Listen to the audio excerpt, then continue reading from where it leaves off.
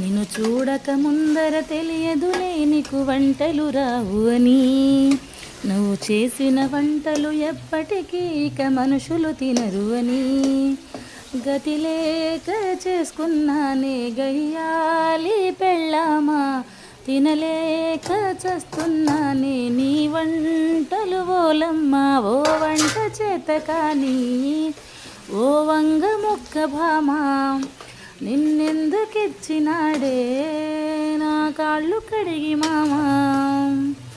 కోడి కూర చెయ్యమని కేజీ చికెన్ తెప్పిస్తే మసాలెట్టి మార్చేసి నా కడుపు కాల్చావే.